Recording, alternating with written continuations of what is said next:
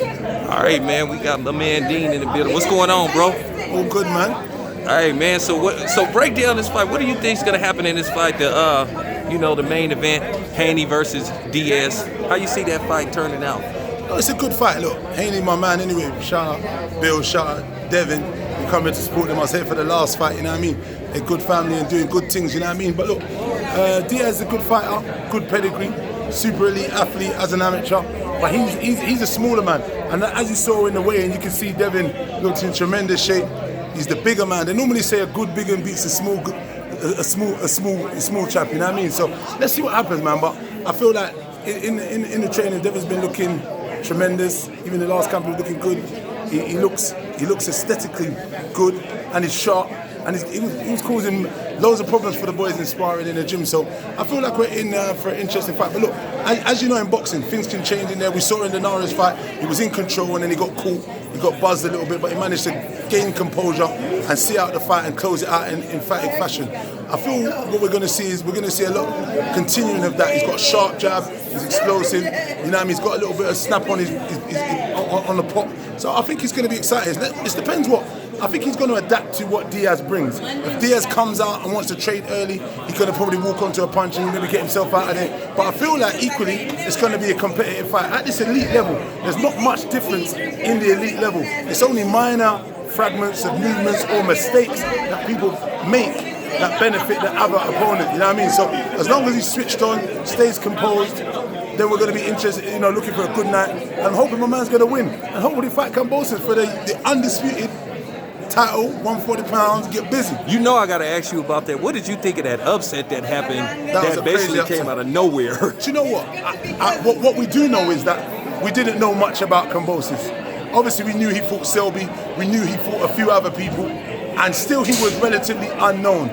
He is known now. He's the undisputed champ. He arrived in the 140-pound division, and all the noise, all the smoke, and now everyone's giving him his flowers now. And well deserved, because I felt like he deserved the win.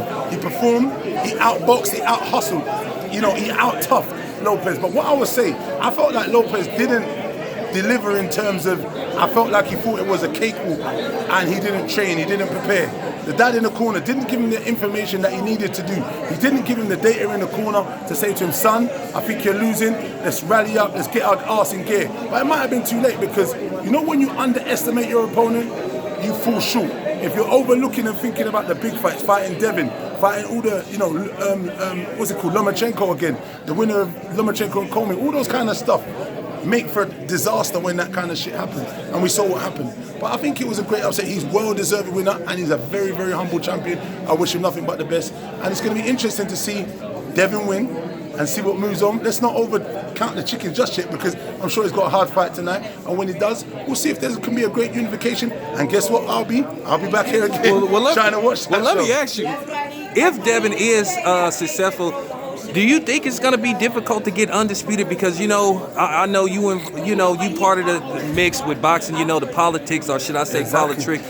What can we do? You can use that, brother. Take that back home. Yeah. What can we do to get these fights made, man? What I'm saying, look, listen, you're right, the politics, but listen, like Kambosos said, he's been on the road a long time. If Devin wants that, the zone are going to have to pay a lot of money to make that here in the US of A. He said, I've had enough of traveling the world. I want this in my backyard.